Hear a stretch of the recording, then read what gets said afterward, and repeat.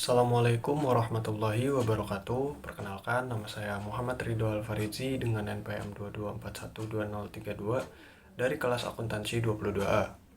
Pada video ini saya akan membahas sebuah materi tentang flowchart. Salah satu alat penting dalam sistem informasi akuntansi adalah flowchart. Flowchart digunakan untuk memvisualisasikan dan mendokumentasikan aliran data dan proses yang terlibat dalam suatu sistem. Ini membantu para analis sistem, programmer, dan pengguna memahami bagaimana sistem bekerja dan menemukan area mana yang harus dioptimalkan.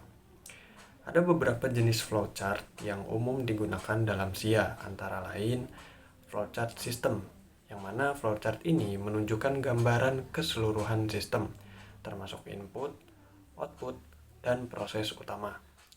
Yang selanjutnya yaitu flowchart program. Flowchart ini menunjukkan detail langkah-langkah dalam suatu program komputer.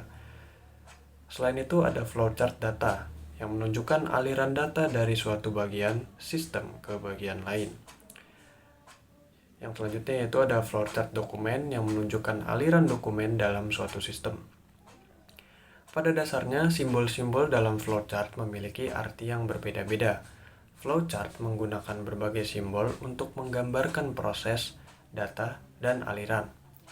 Adapun beberapa contoh simbol yang sering digunakan adalah yang pertama yaitu terminator. Simbol ini menunjukkan awal atau akhir dari suatu proses. Yang kedua yaitu proses. Simbol ini menunjukkan suatu proses atau aktivitas yang dilakukan dalam sistem. Yang ketiga yaitu keputusan. Simbol ini menunjukkan suatu percabangan dalam proses berdasarkan suatu kondisi. Yang keempat yaitu penghubung atau flow. Simbol ini menunjukkan hubungan antar bagian flowchart yang berbeda.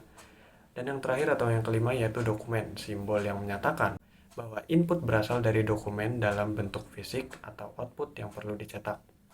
Dan tidak hanya itu, masih ada beberapa simbol flowchart lagi yang sering digunakan.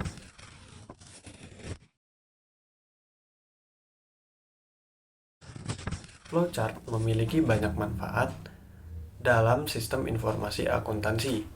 Flowchart membantu para analis sistem dan pengguna untuk memahami bagaimana sistem bekerja secara keseluruhan.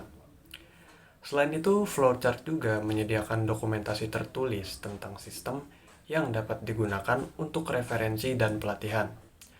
Flowchart membantu para analis sistem untuk mengidentifikasi area yang perlu dioptimalkan dan menemukan potensi masalah dalam sistem. Serta flowchart juga membantu para pemangku kepentingan untuk berkomunikasi dan memahami sistem dengan lebih baik. Saya rasa sekian video materi tentang flowchart yang bisa saya sampaikan. Saya akhiri. Wassalamualaikum warahmatullahi wabarakatuh.